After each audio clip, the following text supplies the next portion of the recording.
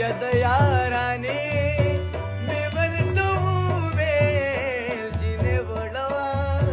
او رنګ یې زیړ وتښتېدله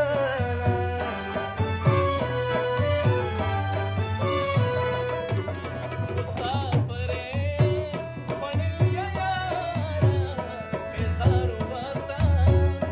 او چې تلي دې